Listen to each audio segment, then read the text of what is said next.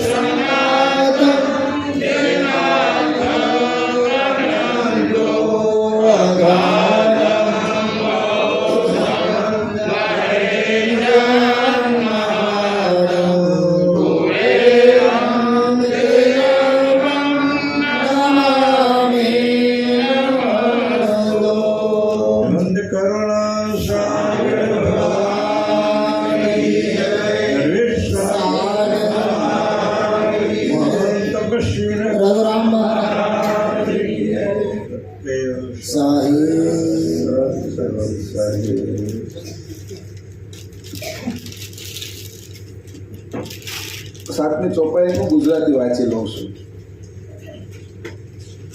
જ્યાં પુરુષ પ્રકૃતિની એકતામાં તલ્લીનતા હોય ત્યાં જીવ અધમ દશાનો લેખાય છે. એવું આગળ બ્રહ્માજીએ સ્થાપન કરેલું છે. એટલે કે કઈ બતાવ્યું છે, એથી ત્યાગી પુરુષો આ પ્રકૃતિના ફંદામાંથી દૂર ખસેલા હોય યોગ વા જ્ઞાનની અંતરદશામાં મસ્ત રહે છે.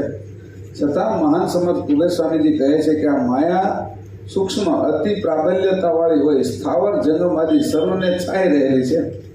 જેથી મોટા મોટા યોગીજનો ભયને પામી યોગ સાધી બ્રહ્મરંધની ભમર ગુફામાં સંતાઈને ભરાઈ રહે છે. વળી ભજનાનંદમાં રહેનારા 124 વળી ભજનાનંદમાં રહેનારા તથા શેષજી જેવા પણ ભય પામતા હોય લેશ માત્ર નિર્ભય રહ્યા નથી. બ્રહ્મરંધની ભમર ગુફામાં સંતાઈને રહેલા છે.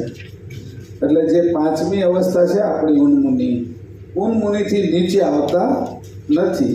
એવા કેટલાય યોગીઓ અને એને કીધું અંતરદશાની અંદર આ રહ્યા છે, એને પ્રકૃતિનો ભય લાગ્યો છે. પ્રકૃતિનો ભય લાગે છે કે એવી આ આદ્ય શક્તિ છે, એની તાકાત એટલી છે કે એને વટવા માટે કોઈ સમર્થ નથી. અષ્ટપદા 56 અંદર 56 થી લઈને 71 સુધી જે કંઈ માયાનું વર્ણન કરવામાં આવ્યું છે, તો એ માયાની અંદર કેટલી બધી વાતો લખી છે કે આ માયા કેવી છે. હવે અહીંયા આપણે વિશે એ લેવાનો છે કે માયા આવી છે, પણ માયા એ તો ચાલે છે તો અંશથી ને. જો માયામાં અંશ ન હોય તો માયાની અંદર શક્તિ ક્યાંથી હોય, એને સજીવનતા ક્યાંથી હોય, એને જીવન ક્યાંથી આવે. તો આપણે છે એ માયાના ઘાટને બાદ કરીને માયાના અંશને ગોતતી છે. ભાઈ માયાનો અંશ પણ ત્યાં નથી પગી શક્યો, આદ્ય શક્તિનો અંશ ત્યાં નથી પગી, પોતાના સ્વરૂપને નથી જાણી શક્યો, એટલે એ પણ ફસાયેલી છે. અને એ ફસાણી છે એટલે એનેથી જેટલા ફસાવાય એટલા એ પોતે ફસાવી રહી છે. એટલે એને ઉગારવા માટે આ આદ્ય શક્તિના ધામમાં પરમ ગુરુ ગયા, શક્તિધામમાં ગયા કે શક્તિને હતી કે શક્તિમાં અંશ તો છે નહીં કે, તો શક્તિના અંશને પણ એના સ્વરૂપે કરવા માટે આ શક્તિધામની અંદર પણ પ્રયાણ કર્યું છે પરમ ગુરુએ. શક્તિને બાદ નથી કરી. માયા આવી છે એ આપણે સમજાવ્યું છે કે એના ફંદાની અંદર અંશોએ ફસાવવું નહીં એ તત્વ છે, પણ માયાની અંદર જે અંશ છે એ અંશ એનાથી જુદો છે. જો પરમ ગુરુ એને મળે તો અંશને પણ ચેતાવીને માયાથી છૂટો કરી નાખે, પોતાનું માયાના સ્વરૂપથી માયાના અંશને છૂટો પાડી દે. એ ગતિ પરમ ગુરુની છે. અને એ ગતિને લઈ અને શક્તિધામની અંદર ગયા હતા. એટલે આપણે ખબર પડે જે સંતોનું વર્ણન આમાં આગળ આવશે એ સંતો કયા ધામથી અહીંયા પરમ ગુરુ માટે આવ્યા છે એની હોતી ખબર પડે. તો આપણે અત્યારે વિચાર કરીએ કે બધા લોકમાં ગયા હતા, એમાં સતલોકમાં, તપલોકમાં, જનલોકમાં ગયા હતા, તો રઘુરામજી મહારાજ ક્યાંથી આવ્યા છે? આમ જો વિચાર કરીએ તો તમને ખબર પડે ને. આટલું બધું તપ કરીએ કે એ આવ્યા ક્યાંથી હોય, ક્યાંથી આવ્યા હોય? કારણ કે એ ખબર પડે એમ શક્તિમાંથી કેટલી પ્રેમબાન, અવલબાન, ડાયબાન જે બધા શક્તિધામની અંદર જે હશે એમાંથી કેટલા અંશોને અહીંયા લઈ આવ્યા છે, એની સાથે આવ્યા છે. કે મનુષ્ય લોકમાં આવ્યા સિવાય, મનુષ્ય અવતાર લીધા સિવાય જે સત્સંગ થાય એ સ્થિર ન થાય. એની જે વિભૂતિ હોય એ નડ્યા કરે. જો અહીંયા કોઈ એમ કે મારી આગળ બહુ પૈસા છે, સંપત્તિ છે, કોઈ એવું કે ભાઈ હું મુખ્યમંત્રી છું ગુજરાતનો, અને એ હોદ્દો લઈને અહીંયા આવે તો અંશે કાર્ય ન થાય, હોદ્દો એની ઉપર હાવી થઈ જાય. એને આ સત્સંગની અંદર એટલી ખબર પડે કે આમાંથી મને મત કેટલા મળશે એ લઈને આવે. અને જો સંપત્તિ લઈને આવ્યો હોય મનની અંદર તો એના મગજમાં એવું આવે કે આમાંથી મારી સંપત્તિમાં આકર્ષાય કેટલાક, હું મોટો છું, હું અહીંયા રસોઈ આપું, હું આટલું કામ કરું, અને મને સ્ટેજ ઉપર બોલાવે, વાહવા કરે, એને જ્ઞાન થાય નહીં. એટલે આ ધામની અંદર જ્ઞાન એટલે ન થાય કે એનો વૈભવ મોટો હતો. વાત સમજજો કે જેનો વૈભવ મોટો હોય, જેની ઐશ્વર્યતા મોટી હોય, એ ઐશ્વર્યતા જ્યાં સુધી એનામાંથી છૂટે નહીં, એમાંથી એનું મન બહાર નીકળે નહીં, અંતસ્કરણ બહાર નીકળે નહીં, ત્યાં સુધી પરમ ગુરુનું જ્ઞાન જેમ છે એમ એને થાય નહીં. ત્યાં આગળ હતા સારસાની અંદર એક સંત એવા હતા કે આ 750 સાધુને રસોઈ બનાવીને કોઠારી તરીકે એનું કામ હતું.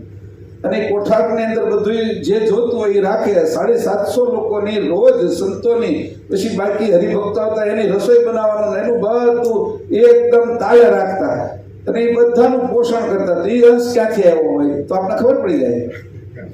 તો પોષણ કોણ કરે છે કે વિષ્ણુધનમાંથી, વૈકુંઠમાંથી જવું હોય ને, કારણ કે પરમ ગુરુનું સત્સંગ સાંભળ્યો હોય અને પરમ ગુરુથી હવે દૂર નથી રહેવાતો, હવે મારે એની હારે રહેવું છે એવો ભાવ જોઈ તો મનુષ્ય લોકમાં હું જાઉં તો પૂર્ણ સત્સંગ સાંભળું, એ ત્યાંથી આવ્યા હોય.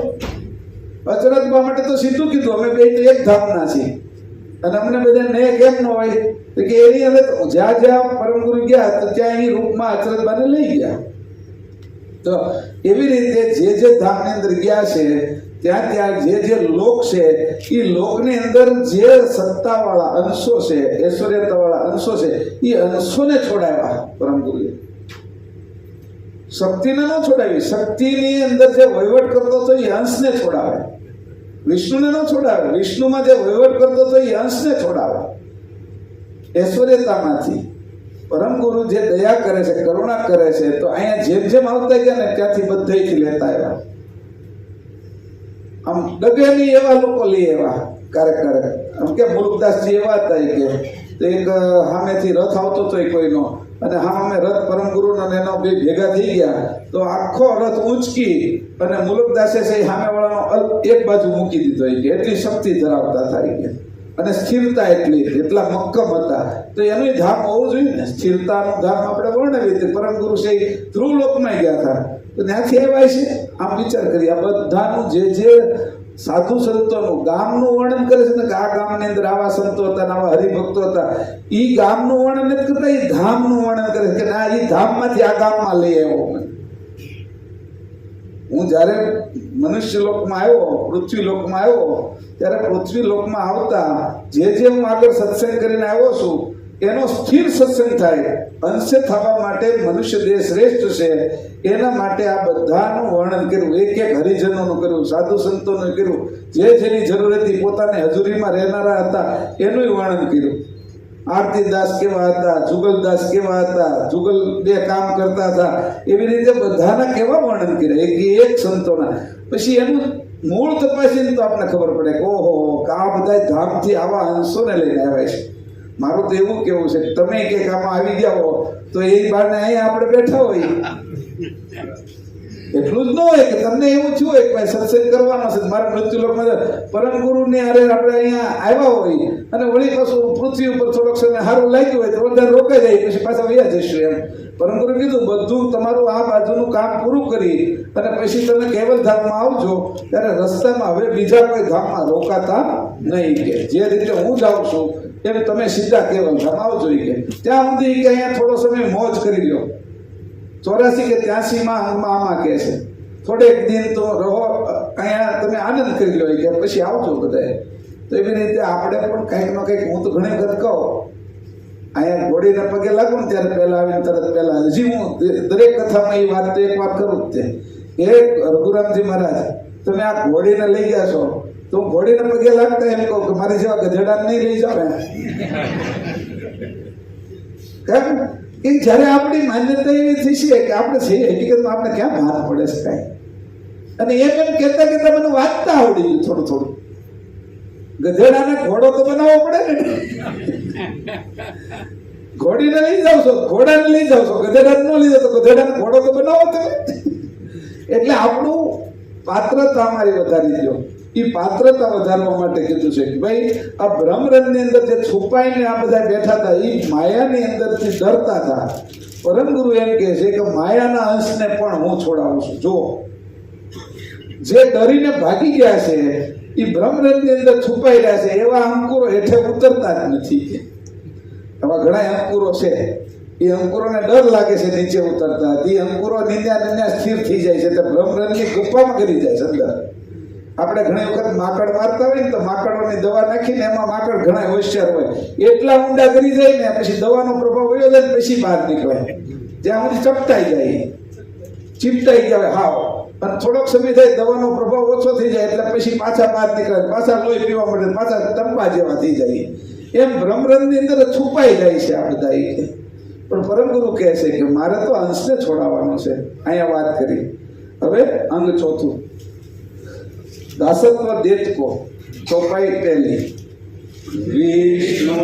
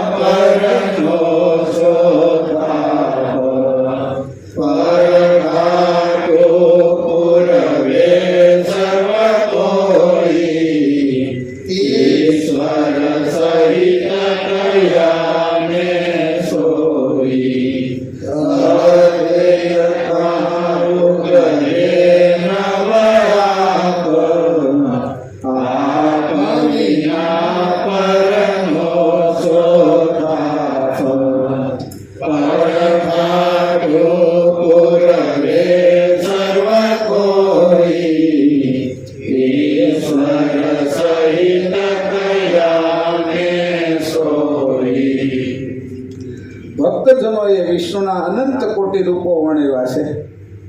તેમજ તે પદને પામવા ભક્તિભાવથી બહુ પ્રકારે ભેગ ધારણ કરી વિષ્ણુની પ્રાપ્તિના દર્દમાં હજારો મનુષ્યો કરગરે છે, પણ એક અખંડાકાર અદ્વૈત પદને કોઈએ ઉરમાં ધારણ ન કર્યું.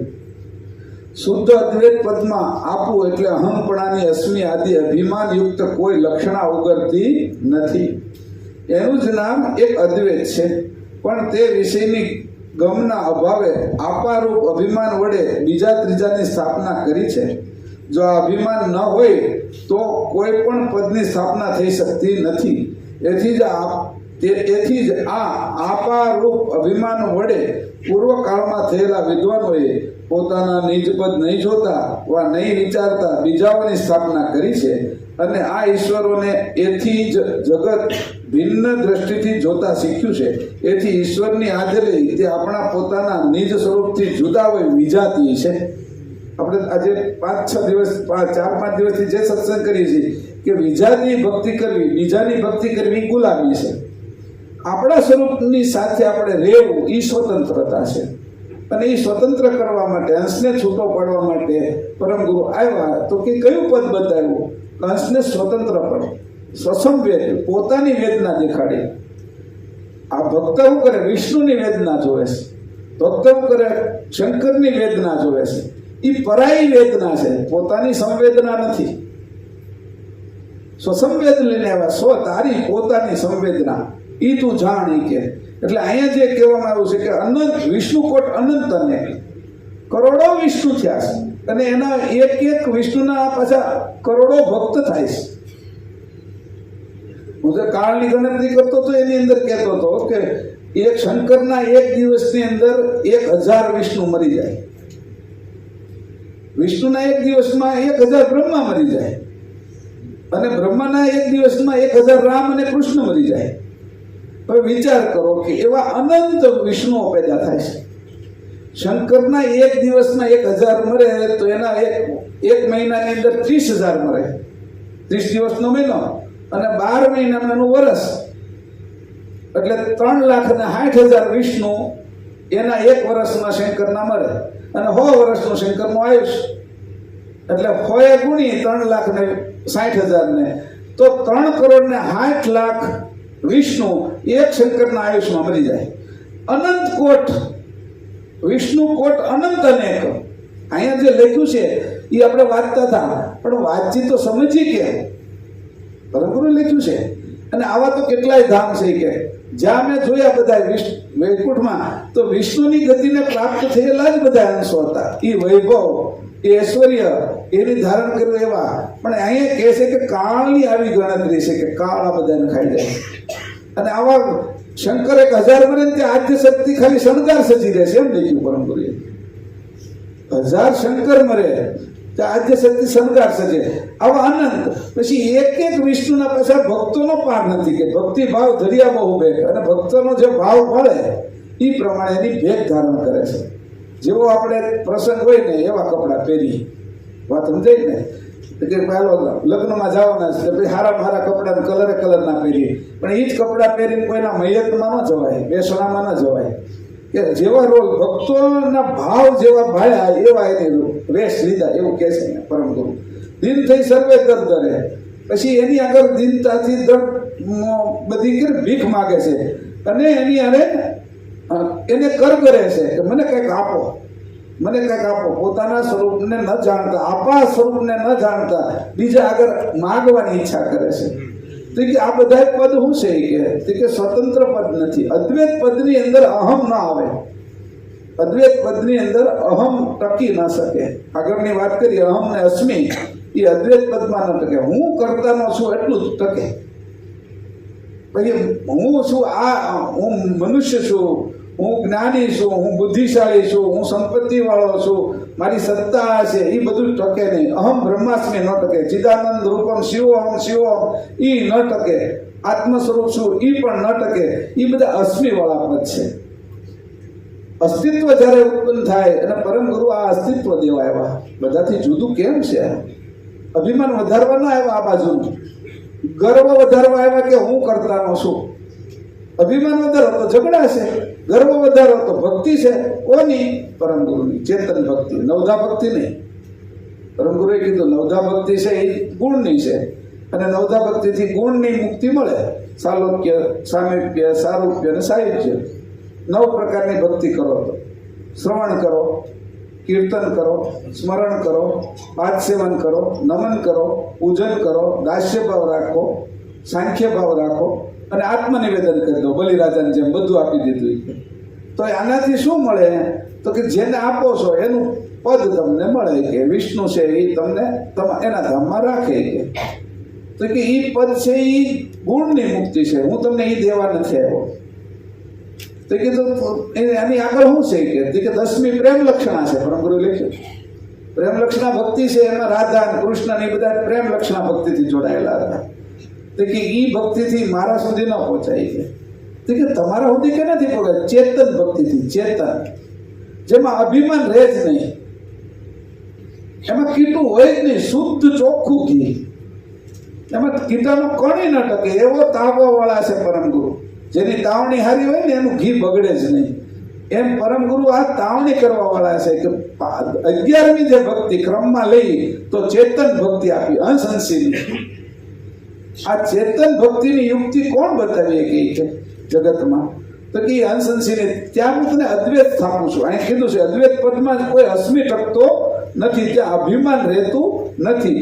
અભિમાનને કાંઈ પણ રહેતું નથી, તો ગર્વ રહે છે કે હું ચેતન છું, અંશ છું, અને હું મારા કર્તાનો છું, એટલે મારે કોઈની ગુલામી રહેતી નથી. એટલે પદને જે પ્રાપ્ત કર્યું એ સ્વતંત્ર પદ પ્રાપ્ત કર્યું. આ છે એ જીવની મુક્તિ નથી, આત્મભાવની મુક્તિ નથી. આ અંશભાવની ગતિ છે. મુક્તિની ઉપર સ્થિતિ થઈ જાય છે. મુક્તિ તો એકથી છોડાવે છે એની મુક્તિ છે. ના, છોડાવતા નથી. પરમ ગુરુ કેવલ સાથે મેળવે છે. છોડાવવું એટલે આનાથી છોડાવવા માટે મુક્તિ, આનાથી મુક્ત કરાવવા, જેલમાંથી તમને મુક્ત કરાવવા, એવી મુક્તિ નથી. અહીંયા ગતિ અને એકતા કરાવે છે પરમ ગુરુ. પરમ ગુરુ સાથે પરમ ગુરુ કેવલ સાથે મેળવે છે. નેગેટિવ ભાવ નથી, અહીંયા પોઝિટિવ છે. આ ધ્યાન રાખજો. અત્યાર સુધીમાં જે કંઈ આ બધાને છોડવાનું, પણ એ કંઈ તત્વ છે, એને છોડવાનું કે મૂકવાનું એવું કંઈ આવતું નથી, કે સમજવાનું આવે છે. તત્વ તું તત્વથી છૂટો પડી ગયો તો તું સમજી ગયો કે આ બધા 84 તત્વની રમત છે. તું જેને વિષ્ણુ કહેશો એ તત્વ શું છે? કે સત્વગુણ. તું જેને શંકર કહેશો એ તત્વ શું છે? કે તમોગુણ. તું જેને આદ્યશક્તિ કહેશો એ તત્વ શું છે? કે અવ્યાકૃત તત્વ. કેમાંથી બને છે? કે અર્ધમાત્રામાંથી. તું જેને નિરંજન કહેશો એ ક્યાંથી આવે છે? એ તત્વ છે કે નિરંજન. કેમાંથી? સત્વશૂન્ય માત્રામાંથી. પ્રકાશ બ્રહ્મવૃત્તિની સત્વશૂન્ય માત્રા જ્યારે કેન્દ્રિત થઈ અને એની અંદરથી જે તત્વ ઉત્પન્ન થયું નિરંજન છે, એ કે તું છો. એટલે આવા તત્વની સાથે જે મારી એકતા થઈ ગઈ છે એની અંદરથી પરમ ગુરુ એમ કહે છે કે એ તત્વ તો આમેય છૂટવાના છે. એને તું ન છોડે તોય છૂટવાના. તું એને સમજી લે એટલે એ છૂટી ગયા છે. તો હું તારી એકતા છે એ કેવલ સાથે કરાય દો. ગતિ આપે છે પરમ ગુરુ, મુક્તિ નહીં. જો મુક્તિ એટલે જેલમાંથી છોડાવવા એ છે.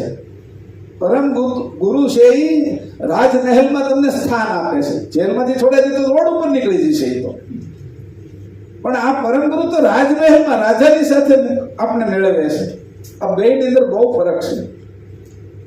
આપણે જે કહીએ છીએ પરમ ગુરુ, જે પરમ ગુરુ અહીંયા આવ્યા છે એ અંશને કોની હારે મેળવવા આવ્યા છે એ તો જુઓ.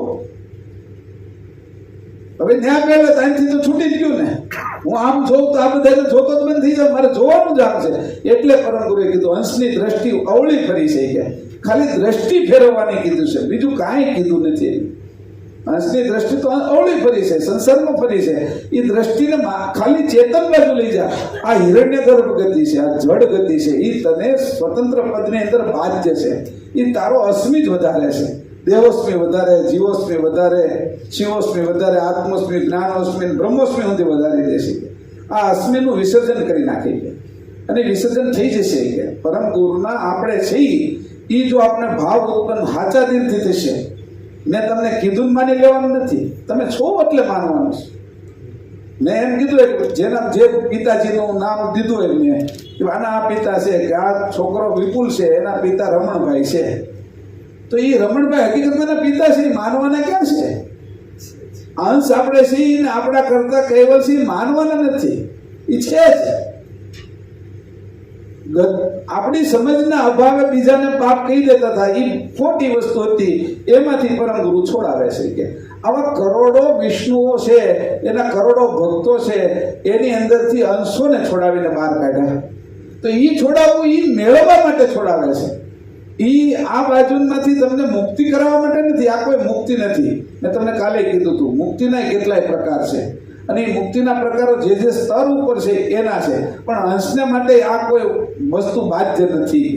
કે જેમ કીધું પ્રાણને અહીંથી છૂટવાના 4 દ્વાર છે, 4 અવસ્થામાં છૂટે છે. તો કે હંસને આવવા જવાનું રહેતું નથી, હંસને છૂટવા માટેના દ્વાર નથી, કે પ્રાણના દ્વાર છે. હવે મુક્તિ કોની કરાવવાની છે? તો હંસની ખાલી દ્રષ્ટિ ફેરવવાની છે, એની સમજણમાં અભાવ છે એ કહેવાનો છે. આ જે આખું કૃત છે એના કરતા છે, એનો હું અંશ છું અંતર્વૃત્તિનો. અને આ જ્યારે ખબર પડી ગઈ કે આ મારા બાપ છે, તો એની મિલકત આપણી છે, અને બાપે સ્વીકારી લીધા કે આ હકીકતમાં એની માં કહે છે કે આ તમારો દીકરો છે અને તમે આના બાપ છો, ત્યારે એ સ્વીકારી લે છે. પરમ ગુરુ આપણી ઓળખાણ કરાવે છે, આ અંશ તમારો છે. એટલે એની જે મિલકત છે એ સંપત્તિ, અને એ સંપત્તિ કેવી છે કે આ સંપત્તિ જેવી નથી. એની એક સંપત્તિ છે એ અંકુરમાં ભરી સુરતા નૂરતા અક્કલ આરત ને ઐશ્વર્યતા, અને એક અંકુર બનેલામાંથી અનંત બ્રહ્માંડો ઉત્પન્ન થાય. એક જ આંબાનું અંકુર બનેવું હોય તો આ જેટલા આંબા છે ને એનું પહેલું અંકુર તો એક જ હશે. એમ અનંત બ્રહ્માંડના અંકુરના વિશે અંકુરો પેદા થાય, એ સમૃદ્ધિ કરતા કૈવલની છે, એના વારસદાર અંશ છે. તો એ અંશની સમૃદ્ધિ સમજણની કેવી છે એ જાગૃતિ કરવા માટે અહીંયા આપણે કહે છે કે આવી રીતે અદ્વૈત પદમાં આપા પોતાનું અભિમાન ટકતું નથી. કે ત્રીજી ચોપાઈ એક એક બલવાન ઈશ્વર તેના તે અનિદાન જે જે પદ ગ્રીવ તેના તે જાણો જીવ એક એકથી અદકા બલવાન ઈશ્વર તેના તે અનિદાન જે પદ ગ્રીવ તેના તે જાણો જીવ યામે નહીં કોઈ બ્રહ્મ સદેવ છોટા મોટા સર્વે જીવ નામ રૂપ જેને જા પડે જીવપણું જઈને કાઢે યામે નહીં કોઈ બ્રહ્મ સદેવ છોટા મોટા સર્વે જીવ નામ રૂપ જેને જા પડે જીવપણું જઈને કાઢે. આ ગ્રંથમાં જે ઈશ્વરોનું હું વર્ણન કરું છું તેમને જગતના વિદ્વાનોએ એકબીજાથી અધિક બળવાળા લખેલા છે, છતાં તેઓ નિશ્ચયપૂર્વક કહે છે કે એકંદરે આ બધા જુદા જુદા છતાં એક જ છે. આમ ભિન્નતા બતાવે છે તે એવી રીતે કે પરશુરામ 2 કળાના, રામચંદ્રજી 14 કળાના, તેમજ કૃષ્ણ 16 કળા વાળા છે. જ્યારે એક જ રૂપમાંથી આ ભિન્નતાવાળા ભેદ પડ્યો હોય તો ઓછી વધતી કળા ન હોવી જોઈએ, છતાં સ્પષ્ટ દેખાતું નથી. કારણ કે રામચંદ્રે સીતા સ્વયંવરમાં ધનુષ તોડ્યાના સમાચાર સાંભળ્યા કે તરત જ રામચંદ્રજીની સામે પરશુરામ ઘસી આવ્યા, અને રામની સાથે મુકાબલો થતા તથા પરશુરામમાં રહેલી 2 કળા ખેંચી લઈને તે 16 કળાવાળા થયા છે. આ 2 કળાની ઉણપ તેમની પાસે કયા સંજોગે રહી હશે તે વિચારવા જેવું છે. વળી બધાએ અવતાર વિષ્ણુના છે, તો પછી ઓછી વધતી કળાઓની ખામીઓ શા માટે દેખાતી હશે? વળી એક કળામાં અવતાર તરીકે પરશુરામ તથા રામ એમ એક કાળમાં અવતાર તરીકે પરશુરામ તથા રામ એમ 2 પુરુષો પેદા થાય તે આ દેશના રક્ષણના કાર્યને એક જણાથી પહોંચી વળાય એવું ન હોવું જોઈએ. એમ જો આપણે વિચારીએ તો પણ સર્વજ્ઞતામાં ખામી દેખાયા સિવાય રહેશે નહીં. વળી એકમાંથી અવતારો થાય છે અને પૃથ્વી ઉપર આવતા એકબીજા સાથે લડવાને મુકાબલા કરે છે, તો તેમની પોતાની જાણ નહીં હોય? ભૂલી જતા હશે ને ભૂલી જતા હોય તો પ્રાચીન કાળના વિદ્વાનો તેમને ઈશ્વર તરીકે કઈ અધિકતા જોઈને સ્થાપના કરી હશે? આ પણ એક વિચારવા જેવું છે. વળી વિષ્ણુ પુરાણમાં શિવજી વિષ્ણુના દાસ હોય, વિષ્ણુની ભક્તિ કરે, જ્યારે શિવ પુરાણમાં વિષ્ણુ શિવજીના દાસ હોય, શિવજીની ભક્તિ કરે. આમ પરસ્પર એકબીજા સાથે વિરોધ વિદ્વાનોએ શું સમજીને કરેલો હશે? વળી શિવજીના અધિકારમાં તેમજ વિષ્ણુના અધિકારમાં ઘણો ફરક વર્ણવી બતાવેલો છે. એટલે કે વિષ્ણુના ઉપાસકોને શિવ પદ નીચું રાખ્યું છે અને શિવના ઉપાસકોએ વિષ્ણુનો અધિકાર નીચો રાખ્યો છે. ગમે તેમ હોય તો પણ આ સર્વ દેવતાઓ આદિથી લઈ ઈશ્વરો પર્યંત બધા જ જીવ બુદ્ધિના છે, અર્થાત જીવ જ છે. અને તે જીવ ઘટનાની ભિન્નતાને લીધે તથા તત્વના ઓછા વધતા બળને લઈને જગતના સામાન્ય જીવો તેમની વિભૂતિને જોઈને અંજાઈ ગયા છે. એથી જ સત્ય હકીકત આગળ લાવી શક્યા હોય તેમ જણાતું નથી. હવે અહીં કીધું તત્વની અધિકતાના કારણે છે, અને તત્વ પરમ ગુરુએ બનાવ્યા છે, અને તત્વ જે ધારણ કર્યા છે આ અંશોએ, એટલે તત્વની અધિકતાના કારણે એકનું બળ વધારે જોવે. એમ કે ભાઈ આ ભીમ છે એ બળવાન હતો, એ કે તો એ કાર્ય કે 1000 હાથીનું બળ એનામાં હતું એમ, તો પાછું એનાથી કોઈ અધિક બળ આવે તો ભીમનું આમ કે હનુમાનજી બેઠા હતા ને પછી ભીમની રસ્તા ઉપરથી નીકળવાનું પૂછડું આટું નડતું હતું કે બાજુ તારું પૂછડું લઈ લે, એ કે હું ગઢો થઈ ગયો છું, તું પૂછડું હટાવી દઈ કે. એટલે એ પૂછડું હટાવવા જાય ભીમ બહુ બળ કરે તો હટતું નથી. તો કે એનાથી અધિક હોય તો 10,000 હાથીનું બળવાળા હતા, ઓલા 1000 ના હતા, તો એને આધીન થઈ જાય એમ. તો કે એકનું બળ વધે અને બીજાનું ઘટે એટલે એને આધીન દાસત્વ ભાવ સ્વીકારે છે કે, અને પહેલાને સ્વામી માની લે છે. તો એ બધું ઐશ્વર્યતાની ખામી છે કે, ઓછી વધતી ઐશ્વર્યતાના પરિણામે આ ઘટના ઘટે છે કે. તો ઐશ્વર્યતા છે એ તો મેં તત્વનું પોખણ કર્યું છે, એની જે ધારણ કર્યું છે એના કારણે છે કે. તો અંશની અંદર ન્યૂનતા અને અધિકતા નથી. જે મેં 3 પ્રકારના અંશો ઉત્પન્ન કર્યા એમાં સામાન્ય અંશની અંદર કે વિશેષ અંશની અંદર અંશની ન્યૂનતા કે અધિકતા નથી કે. સામાન્ય છે બધા, વિશેષ છે બધા. અને એની અંદર જે ઐશ્વર્યતા ધારણ કરે છે એના અધિક ન્યૂનતાના કારણે કોઈ મોટો થઈ જાય છે અને કોઈ નાનો થઈ જાય છે, તો હું એના ઐશ્વર્યતાની અંદર અંજાઈને એને હું અધિક સમજી લઉં તો હું મારા પદને એને ગુલામીમાં લગાડી દઉં, તો એની સાથે ઐશ્વર્યતાની સાથે અંશને પણ ગુલામ કરી નાખે છે. એમાં આ ખામી ક્યાં આવી ગયા? તો કે જે ભીમ છે એનો અંશ તો છે એ આનો જ છે, હનુમાનનો જ તે કે એ 2 વાયુપુત્ર ગણાય એમ કીધું છે. તો વાયુપુત્ર ગણાય તો અંશની ગતિ તો બેની હરખી છે, પણ છતાંય એક એને આધીન કેમ થઈ જાય છે? ઐશ્વર્યતાના કારણે. તો એમાં ઐશ્વર્યતાના કારણે જે આધીન થાય છે, ગુલામી સ્વીકારે છે અને બીજાનો અહમ પોસાય છે, એ પોતે અધિક છે એવું એને દેખાય છે. એ બંનેની અંદર અહમ પણ અંશને જ પોસાય છે, છેલ્લે એમાં અંશ બંધાય છે. અને જે ગુલામી સ્વીકારે છે એ ઐશ્વર્યતામાં, એમાં ગુલામીમાં અંશ જ બંધાય છે. આ 2 જગ્યાએ તમે જુઓ તો અધિકતા શું રહી? તો જેની હારે હું બંધાવું છું એના હું ગુણ જોઉં, એના હું ઐશ્વર્ય જોઉં, અને એની અંદર હું કદાચ અંતસ્કરણે એને માનું, એની પૂજાઈ કરું, એને માને આપું અંતસ્કરણે, પણ અંશેથી ને નહીં આપવાનું એમ કે છે. અંશેથી તમે આપો તો અંશ એને આધીન થઈ જાય. અંશને તમારે એને આધીન નથી કરવાનો, અંશને કરવાનો છે અંશીને આધીન.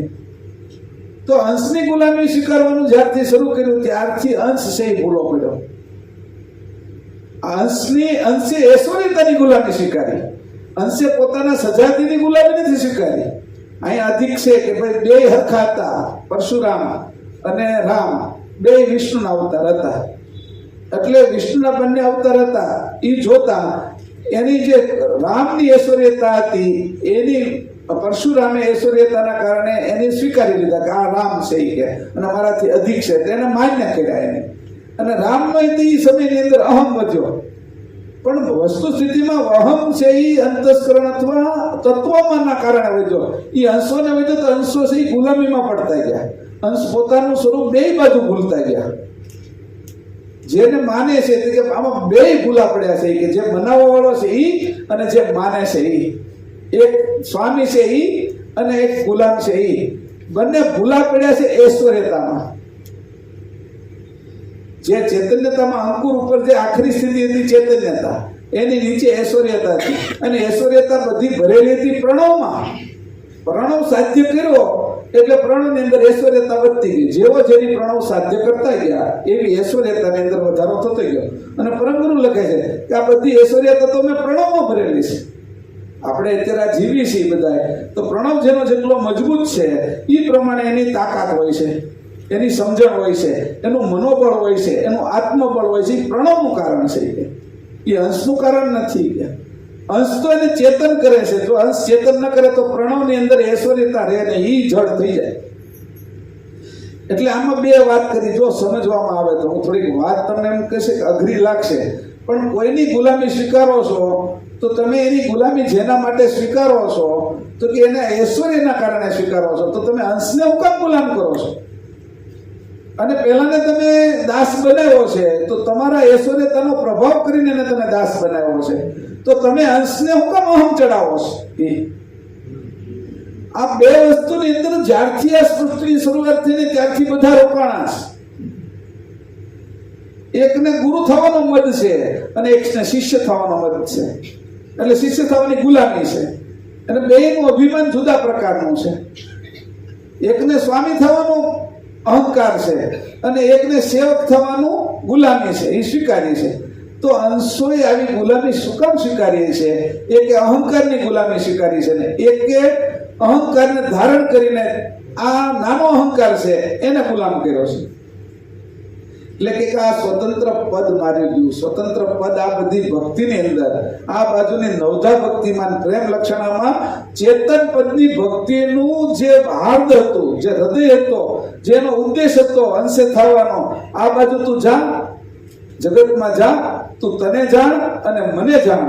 એટલે આ જાણથી આપણે બે એક થાય. તું મારી અંદર જ્યાં સુધી હેશ ત્યાં સુધી તું મારી એક રહેશ, પણ મને જાણી નહીં શકે અને તું આ મારા કરતનો આનંદ નહીં લઈ શકે. જે છોકરો પોતાના, જે દીકરો જે પુરુષના શરીરમાં હોય એ એના વૈભવનો આનંદ ન લઈ શકે. જેને જન્મ આપે છે બાપ છોકરાને, એ છોકરા મોટા થાય તો બાપનો જે વૈભવ છે એનો આનંદ લે. અને એ આનંદ લે એ બાપ જોવે કે મારા છોકરા છે આનંદ લે છે, એનાથી આનંદિત થાય બાપ. એ બાપે આનંદિત થાય.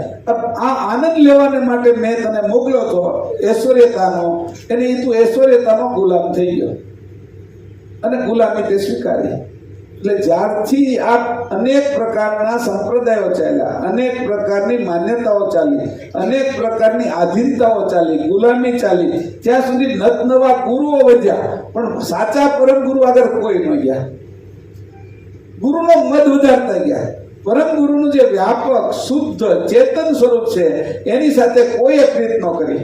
અને પરમ ગુરુના જે સ્વરૂપની સાથે પ્રીત કરવા જાય તો શરૂઆતમાં જે શરીર ગુરુ છે એનાથી લઈ જાય, પણ પછી ગુરુને એવો અહમ થઈ જાય છે કે આ મારો શિષ્ય છે. એ શિષ્ય ગુરુ એને શિષ્યને છોડતા નથી અને સાચા પરમ ગુરુ આગળ લગાડતા નથી. એટલે બેયની વચ્ચે ઠેલામ ઠેલી હાલે છે કે પરમ ગુરુ પાસે પોગડવાનું કામ આ બાજુના ગુરુ થાય એનું છે, અને પરમ ગુરુનું કામ છે કેવલ કરતા આગળ પહોંચાડવા. એનું કામ છે અને એના ચરણમાં મૂકવું કામ છે. હું એને રોકીને જ ઉભો રહું ગુરુપદના મધ્ય, અને એને શિષ્યની અંદર આગળ જે ગુરુ જતા હોય ને શિષ્ય આગળ પથરા પાથરવા મળે, પાછળ વળી બધું લઈને આવે, છત્રી લઈને આવતા હોય. તો એ જે આ જે આખું ઠેલામ ઠેલી હાલે છે ને એના કારણે અંશ ગુલામ થઈ ગયો છે. એ તો જુઓ, વાસ્તવિક સ્થિતિની વાત કરું છું તમને. આ સારું લાગે એના માટે નથી કહેતો, ખરાબ લાગે એના માટે નથી કરતો, પણ તમે હંસને ગુલામ કરીને બેઠા છો. તમારી સ્થિતિ તો જુઓ, તમને ક્યાં મોકલવાના છે. અહમના કારણે તમે કેવા અહીંયા પછાડાઈ રહ્યા છો, કેવા ધરતી ઉપર રહી રહ્યા છો. 5 જણા આગળ હાલે, 5 પાછળ હાલે, 2 બાજુમાં હાલે શિષ્યો. એને એમ લાગે છે પછી આ સત્તા ઓલા ગુરુ છોડી નથી શકતા, એટલે એને એનો અહમ કરે તો એ અંશે નથી કે એમાં એની તકલીફ પડે છે. અને આ શિષ્યો છે એને એ છોડે નહીં, એટલે શિષ્યને એ ગુલામ જ રહેવું પડે. એનો અંશ એ ગુલામ જ બને છે. પછી તો કે છોડાવે કોણ? સાચા પરમ ગુરુ આગળ મોકલો તો ખરાબ આપેલો તમે એનો ખાલી તમને વાહક તરીકે બનાવ્યા છે. તમે એના વાહક છો કે સાચા મારા પરમ ગુરુને હું આ લોકોને જણાવું, અને એ જણાવું તો આ અંશો ઉગરે, એની તમને સબાસી આપવાના છે પરમ ગુરુ. એને તમને એનું કિંમત આપવાના છે કે તમને હોતી એમ કહે છે કે વાહ, જે મારે કામ કરવાનું હતું એ તું કામ કરે છો, તું મારી જગ્યાએ બેહી જતો નથી. એટલે પરમ ગુરુએ કીધું કે ભાઈ તારે આ કાંઠેથી સામે કાંઠે હું મૂકી દઉં, એમાં તારે મારી જેવું થઈ જવાની શું જરૂર છે? કે મારી અરે વાદ વિવાદ મારી જેવું, તારે તો કાંઠા ઉપર આ કાંઠેથી પહેલા કાંઠે જવાનું, નદી વટવાનું જ કામ છે નહીં કે એ હું તને વટાડી દઉં. એવો અહમ કરીને તું મારી જેવો અહમ કરીને ક્યાં જાય? એટલે સંસારની અંદર જે આવે છે આમ રાખી ખરા આપણે પરમ ગુરુને માથે, પણ મદ કેનો લાગે ખબર છે? આપણે કઈક આવડી જાય આપણે જ પરમ ગુરુ થઈ જઈએ છીએ. લોચો તો આપણે છે અને શિષ્યને છોડી નથી શકતા. આ સાચી વાત કરું છું. અને એના કારણે જે ઘટના ઘટે છે ને એમાં જ્ઞાન સંપ્રદાયની અંદર અજ્ઞાન સંપ્રદાય શરૂ થઈ જશે. એટલે તું હંસની ગતિ દેવા આવ્યો હતો, તું આવું મોટું કામ કરવા આવ્યો અને તું કેવું નાની એવી રમતની અંદર રમવા બેસી ગયો છો? તો બે બાજુ જે ભરાણા છે એને કહે છે કે આ બધા છે એ ગુલામીમાં સ્વતંત્ર પદ કોઈને હાથમાં નથી લાગ્યું. આજ સુધીમાં સ્વતંત્ર પદ હાથમાં લાગે તો કેવી મજા આવે એને. પછી એ ઉપકાર કરવાના. આ લોકો સાખી બોલે, ગુરુ ગોવિંદ દોનો ખડે કાકે લાગુ પાય, બલિહારી ગુરુ આપની ગોવિંદીઓ બતાય. એમાં અર્થ એનો શું થાય એ પાછા સમજતા નથી. અર્થ એવો થાય છે એનો કે ભાઈ તમે ગુરુ મને ગોવિંદ બતાવે કે ગોવિંદ કરતા તમે મોટા છો, એમ આ લોકો અર્થ કરે છે. હકીકતમાં એમ હું કીધું એની કે ભાઈ કોઈ ગોર મહારાજ છે એ છોકરાના લગ્ન કરાવે છે. એટલે છોકરી એમ કે છે કે ભાઈ ગોર મહારાજી કે તમે મને મારા પતિને મેળવી દીધો એટલે તમારો ઘણો ઉપકાર, એમ કરીને પછી કઈ ગોર મહારાજ હારે એ દીકરીને થઈ જતી વહી જાય તો વરની હારે છે. એટલે એની કીધું તમારો ઉપકાર, ગુરુને એમ કીધું કે તમારો ઉપકાર કે મને જે મૂળ વસ્તુ તમે બતાવી દીધી. એમ તો આને અર્થ એવો લઈ લીધો. પછી કઈ પરણાવી છે ઓલા છોકરાને, અને એ જે પરણાવનાર છે એની હારે નથી એને વહી જવાનું. એટલે કીધું કે ગુરુ ગોવિંદ દોનો ખડે, બે ઉભા તો છે કે કાકો લાગુ પાય. પછી ત્યાં સમસ્યા ઉભી થઈ એને મનમાં કે કોને પગે લાગુ, મને કઈ પૂછતું નથી એના મગજમાં. કાકો લાગુ પાય. પછી વિચાર આવ્યો બલિહારી ગુરુ આપની કે તમારી બહુ સારું કે હે ગોર મહારાજ તમે મારા લગ્ન કરાવી દીધા, તમે ફેરા ફેરવી દીધા, અમને શ્લોક ને અમારે કેવી રીતે જીવવું એ તમે શીખવાડી દીધું. બલિહારી ગુરુ આપની ગોવિંદીઓ બધા એને પગે લાગીને એને જે દક્ષિણા દેવાની એ દઈ પછી હાલતું થઈ જવાનું હતું અને ગોવિંદને એને કીધું એમ જ્યારે આ બાજુના ગુરુ આપણા સ્વરૂપને બતાવે અને પરમ ગુરુને પ્રાપ્ત કરાવે પછી પરમ ગુરુ હારે આપણે જવાનું છે. અને આપણે ઓળખી પડી સ્ત્રીની ઓલાને આ લગ્ન કરાવે એને, એટલે હકીકતમાં એને ભારે પડી છે. એ તો બિચારો માઇન દલી રડે છે, એની હોવ છે ઘરે, એનું એ કરશે કે આપણું કરશે.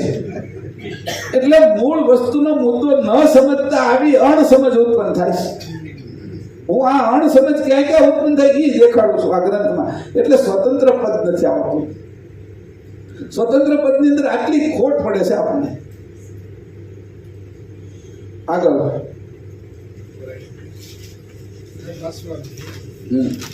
એની પછીની ચોપડી વાંચવાની છે. 5 ચોથી છે ને 5. જીવ જોતા તો સર્વે જીવ, લક્ષ્ય તો કૈવલ એક પીવ, બ્રહ્મ વેતા કરતવ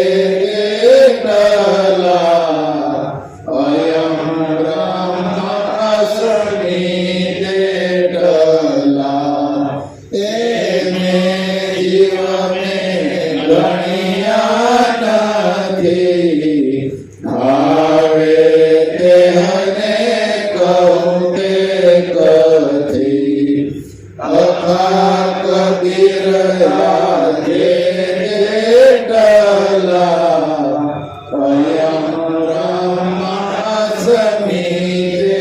કરલા. છેલ્લી ચોપાઈ સાચો.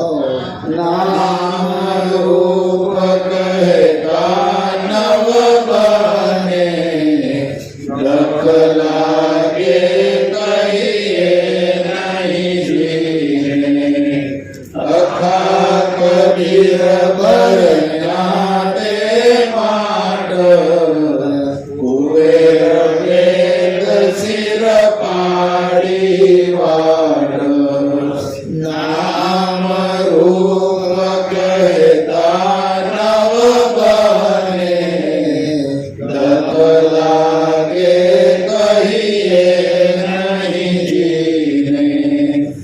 અખા કબીર બરન્યા તે માટ, કુબેર વેદ શિર પાડી વાટ. ખલુ ઇદમ બ્રહ્મમાં ભરાયેલા સર્વ જીવો જીવગતિના જ છે. એમાં સમર્થ સકર્તા સત્કેવલનો પરમ શ્રેષ્ઠ જે લક્ષ્ય તે જ પરમપતિની જાણ કરાવવા વાળો છે. વળી બ્રહ્મવેતા આદિ પુરુષો આ બાજુના કર્મ માત્રથી અલગ હોય શુદ્ધ સનાતન બ્રહ્મમાં સળંગ સૂત્રવત એકમેક થઈને રહેલા છે. અત્યાર સુધી જે મેં વાત અકાવી ને એ નિરંજન નીચેના અવતારોની ઈશ્વરોની ઈ પદની વાત અકાવી કે હવે હું બ્રહ્મવેતાની પણ વાત કરું છું કે મેં તમને કીધું દાસ ભાવ એકબીજાનો સ્વીકારે છે તો કે એ ઈશ્વર પદમાં ઘટે છે કે એક સ્વામી થાય છે એક દાસ થાય છે. તો એ દાસ ભાવ છે એક ભક્ત થાય ને એક ભગવાન થાય છે. એ સગુણની અંદર ઘટે છે.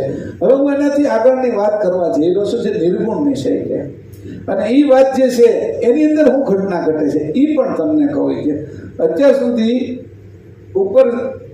સુધી ઉપર જીવોની ગણતરીમાં બ્રહ્મવેતાને મેં ગણ્યા નથી કે અત્યાર સુધીનું મેં ગણ્યું એમાં બ્રહ્મવેતા નથી, માત્ર ઈશ્વરનો વાત કરેલો છે. એથી જ હવે તેમના વિશે કહી બતાવું છું. અખા તથા કબીરની હાથ લઈ જે મોટા પુરુષો થયા છે તે સિવાયના કેટલાક નામના જ્ઞાનીઓ છે છતાં બ્રહ્મમાં સ્થિત થયેલ નથી અને અહમ બ્રહ્માસ્મિ રૂપે જ રહે છે. બોલે આખા કબીરને અસ્મિ લાગતો નથી, એ બાદ કર્યા એની. અને બાકીના એવું માને છે કે હું બ્રહ્મ જ છું કે એવું માનીને અસ્મિની અંદર વિરામ પામીને બેઠા છે કે પછી આખી વાત સમજો. અહમ બ્રહ્મ અસ્મિ વાળાઓ પૈકી કેટલાકના નામ રૂપ જણાવતા દુઃખ લાગે તેવું છે. તેથી જ તેમના નામ દેતો નથી. તથાપિ અખા કબીર વિશે વર્ણન કરીને જે ખુલાસો કર્યો તેનું કારણ મહાન સમર્થ કુબેર સ્વામીજી કહે છે કે તેમણે વેદની મર્યાદાની બહાર નીકળીને રસ્તો પાડેલો છે. મેં તે દિવસે કીધું હતું ને હવારમાં કે આપનપુર સુધી પહોંચી જવાય છે. વેદની બહાર સુધી રસ્તો કરી નાખે છે કે એનો લક્ષ્ય ત્યાં સુધીનો તો પરમગુરુ કહે છે તો વેદની બહાર વાટ પાડવી એની બહાર જવું એ શું છે તો કે આપનપુર સુધી પહોંચી ગયા પણ અંશંસીનો ભાવ ન આવ્યો. મારી ઉપર હું કરતા કોઈ છે એને સ્થાપી ન ગયો. આટલી ખામી હતી એ ત્યાં વેદની બહાર વાટ પાડી દીધી પણ પંચમવેદની અંદર પગ પસારો ન કરી શકાણો.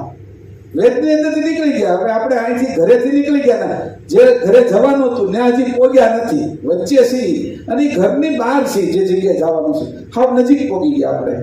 તો એ સ્થિતિમાં હતા અને પરમગુરુએ એટલે એના વખાણ કર્યા કે બીજા બ્રહ્મજ્ઞાનીઓને કહું છું તો અસ્મિવાળા છે, બ્રહ્મોસ્મિવાળા. આને અસ્મિને છોડી દીધો હતો. અસ્મિને છોડ્યો પણ પતિપદ ધારણ નહોતું કર્યું. જે પતિપદની જે ખામી રહી ગઈ એની વાત હું કરું છું કે બ્રહ્મજ્ઞાનીની અંદર જે બ્રહ્મજ્ઞાનીઓ આવા હતા. આગળની વાત સગુણની હતી. બ્રહ્મજ્ઞાનીમાં પાછા બે ભાગ કરી નાખ્યા. એક કહેવાના બ્રહ્મજ્ઞાનીઓ છે અને એના હું અહીંયા નામ લખું નહીં કે તો ઘણા એને દુઃખ લાગશે.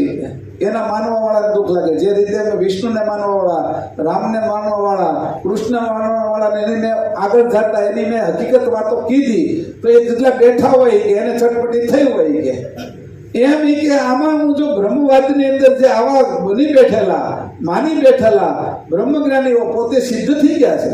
સિદ્ધિ એની આગળ છે. એ સિદ્ધિઓના કારણે પોતે એવું સમજવા મળે કે હું બ્રહ્મજ્ઞાની છું અને એ અસ્મિ એને લાગ્યો છે. તો સિદ્ધિમાં રહેવાથી એ બ્રહ્મજ્ઞાની નથી થઈ જતા. એ ચમત્કાર બતાવીએ કે એ ચમત્કારની અંદર હું બ્રહ્મજ્ઞાની છું એવો એ વાત કરે તો એવા બહુ બધા છે એ અસ્મિવાળા છે કે અને અખા કબીર અસ્મિવાળા નથી કે. હવે બે વચ્ચેનો તફાવત એને કહેવાય કે આને સિદ્ધિ આવીને સિદ્ધિમાં ઊભો રહેશે, સિદ્ધિ સુધી રહેતો એને મને વાંધો નથી, પણ સિદ્ધિથી આગળ હું છું એવું દેખાડે છે. એ ક્લાર્ક છે બેંકની અંદર, એ ક્લાર્ક હું છું ત્યાં સુધી બતાવે મને વાંધો નથી કે, પણ એ ક્લાર્ક છે પાછું એમ કહે છે કે હું મેનેજર છું. એ સિદ્ધિમાં છે, એને સિદ્ધિ રહે તો એની ભલે પૂજા કરતા, સિદ્ધિના કારણે લોકો એને માનતા, મને વાંધો નથી, પણ એ સિદ્ધિમાં હોવા છતાં, ક્લાર્ક હોવા છતાં એ કહે છે હું બ્રહ્મજ્ઞાની છું. એ અશ્મી એને લાગ્યો છે. એ ખોટું કહે છે, એ છે નહીં બ્રહ્મજ્ઞાની. અને એવું એનું વર્ણન કરું તો જેવા ખોટા છે એને માનનારા છે એને ચટપટી થાય, અને ઓલાને એમ થાય કે મારું આ બધું પિત્તળ કાઢી દીધું, જો હતો એવું મને કહી દીધું કે, એટલે મારો બધું જે ગુપ્ત આશય હતો ને એની ખુલ્લો કરી દીધો. આ ગુપ્ત આશયો ખુલ્લા ન કરે ને એની હારે બધાને બેહવું હોય, વાહ વાહ કરે, કારણ કે ગુપ્ત આશય હોય એ ખુલ્લો કરી નાખે. ભાઈ તમે આ જે જાદુ કરો છો ને એમાં કાંઈ છે નહીં, તમારી આ હાથ ચાલાકી છે, એ જો દેખાડે તો ઓલા ભક્તો માનતા બંધ થઈ જાય, એટલે એનું જે હાલતું હોય ને એ બધું વિખાઈ જાય. એટલે એ ઢાંકી રાખે. એવી રીતે જે ઢાંકવા વાળા છે એવા જે બ્રહ્મજ્ઞાનીઓ છે એના એકેયના નામ હું તમને કહેતો નથી, પણ અખા અને કબીરને તો હું વખાણું છું પાછા. આખા કબીરને પછી આગળ એમ કહે છે કે આ બે કેવા હોશિયાર છે કે મેં તો જોયા નથી કે. અને ઘરમાં હોય જંગલની અંદર આપણો નેહડો હોય અને બહાર સિંહ બોલે કે શિયાળો બોલે અડધી રાતે, એ તો અવાજ ઉપરથી અમે પારખી છીએ નહીં કે. જે જેનો સત્સંગ થતો હોય, જે જેની માન્યતામાં હોય, જે કથા કરતા હોય એ એની વાણી ઉપરથી ખબર જ પડે. એમ કહે છે કે આની વાણી ઉપરથી મને ખબર પડી ગઈ. પરમ ગુરુને ઓળખવા કેમ છે તો કે ગ્રંથમાં એની વાણી છે, ચેતન વાણી. આવું કોણ બોલે, કોણ કે એટલો બધો નિવેડો કરીને કે તું અંશ છૂટો છો, તું દાસત્વ ભાવ અંશ કેળવે છો, કેવી રીતે કે કોઈ એને. પરમ ગુરુ એ દરેક વાતની છણાવટ કરી દીધી, દરેક ચોપાઈની અંદર. સુખાનંદજીએ ઘણી મહેનત કરી, પુષ્કળ કીધું મારે આગળ સમય ઓછો છે, જેટલું હું કરી શકું એટલું કરું છું. તમે બધાએ વાંચન કરીને આગળ વધજો કે જેના કારણે જે પરમ ગુરુનો આશય છે કે અંશને છોડાવવાનો, એ આશયને જોજો કે, અને એ આશયથી ગ્રંથનો અભ્યાસ કરજો કે. મારાથી જેટલું બની શકે એટલી મેં પ્રયત્ન કરીને તમારી સામે 18 ગ્રંથનું જે સટીક કરવા જેવું ચોપાઈનું એને કર્યું છે કે. અને આ હું કરીને જાઉં છું કે જેથી કરીને તમારે આગળ હાલવામાં ખબર પડે. આગળની ગતિ લીજો કે જે અંશની ગતિ છે એ ગતિને પ્રાપ્ત કરવા માટે ગ્રંથનો પૂર્ણ અભ્યાસ કરજો, ક્યાંય અટકી નહીં જતા. સુખાનંદજીની મશાલ છે આ, એનો પ્રકાશ છે આ. હવે ગતિ ક્યાં કરવાની છે કે પ્રકાશમાં હાલવાનું તો આપણે છે ને, એની તો પ્રકાશ કરી દીધો છે, પણ પ્રકાશમાં હાલવું આપણે પડે. એ જ્યોતની સામે જોઈને જવાનું, આ મસાલની સામે જોવા નથી. એ જે પ્રકાશ કરે છે ને એ ગતિમાં જવાનું છે, કે અંશે થવાની ગતિનો પ્રકાશ કરે છે, એ માર્ગ ચોખ્ખો કરે છે, એ ગતિમાં જવાનું છે. એની કીધું સુખાનંદે અટકી જશો એ કે તોય લોચો પડશે. એક માન્યતા ઓર વધશે કે તમને કદાચ એવું લાગશે કે મહેશભાઈ એમ કહે છે, પણ સુખાનંદ એમ કહે છે કે તમે આગળ વધજો, જે મૂળ સ્વરૂપ છે એને પકડજો. એની આ શિષ્યોની ઠેલી નથી કરી, એની સાચું જ્ઞાન કર્યું છે, એની આધીન રાખવાની કોશિશ નથી કરી બધાને. પરમ ગુરુનો આશય એ જણાવ્યો છે 18 ગ્રંથમાં. એ તો વિચારો કે આ પુરુષને, આ મહાપુરુષને પોતાનો કોઈ અહમ ન હોય ને લોકોને તારવા સિવાયનું કોઈ એનું આશય નહોતો. પોતે મરીને પણ, પોતે છે એ પોતાના દેહનું બલિદાન આપીને પણ આપણે અંશોને તારવાની ગતિ કરાવવા માટે આપણે આપ્યું છે. એને પોતાને આધીન નથી કરી લીધા. તો આ જે સમજ છે એ સુખાનંદની અંદરથી આપણે લેવાની છે, અને આ ગ્રંથોની સમજ છે એ આપણે પ્રાપ્ત કરવાની છે. અંશનો માર્ગ પ્રશસ્ત કર્યો છે, ક્યાંય પણ રોકાતા નહીં. અને એમ કીધું છે કે આ અશ્મિવાળા બ્રહ્મોશ્મીની અંદર પણ તમારે જવાની જરૂરિયાત નથી. અખા કબીરની હું વાત કરું છું, પણ જે એને જે સ્થાન મળવું જોઈએ, જે પરમ ગુરુનું સ્થાન મળવું જોઈએ, એ સ્થાનથી વંચિત રહી ગયા છે, એને પણ તમારે જાણવું જોઈએ. એ જાણીને તમારે અંશે થવાની પ્રયત્ન કરવો જોઈએ. તો અંશનું જ્ઞાન છે એ જ્ઞાન સર્વોપરી જ્ઞાન છે, અને મારા અંશના અંશી કોણ છે એ પરમ ગુરુ સિવાય, પરમ સુજાણ જાણ સિવાય મળવાનું નથી. અને પરમ ગુરુ જ્ઞાન નથી, પરમ ગુરુ સજાણ જાણ રૂપે અહીંયા વ્યાપક સ્વરૂપ જેનું સોહમ સ્વરૂપ છે, જે એની સર્વજ્ઞ જાણ છે, એનાથી આપણું હંમેશા પોષણ કરે છે. એ પોષણને મેળવવાની જરૂરિયાત છે. એ પોષણે આપણે રહેવાનું છે. એટલે મકર તારની જેમ કરોળિયો તારે જોડાઈ જાય છે, એમ પરમ ગુરુની જાણે જોડાવા માટે ગ્રંથનો અભ્યાસ કરવાનો છે. પોણો થઈ ગયો છે. અહીંયા આપણે આ અંગ પૂરું કરીએ છીએ, ચોથું અંગ પૂરું કરીએ છીએ. सकृत स्वराज कमलेश्वर की जय, कृष्ण स्वामी महाराज की जय, हेमंत करुणा सागर भगवान जय, नरेश सागर महाराज की जय, महान तपस्वी रघुराम महाराज की जय, परमहंस सुखानंद जी महाराज की जय, विष्णुदास जी महाराज की जय, शांतिदास जी महाराज की जय, कृष्णदास जी महाराज की जय, देवशीलदास जी महाराज जय, सर्व संतन की जय, सर्वदेवन की जय, कैवल धाम की जय, मुरली सारसापुरी की जय, कायम पंथ की जय, ज्ञान संप्रदाय की जय, भारत तिलक की जय, पंचम प्रथम वेद की जय, जगास्थान की जय, ग्रंथ वाचन पुनौटी साई का केवल साई।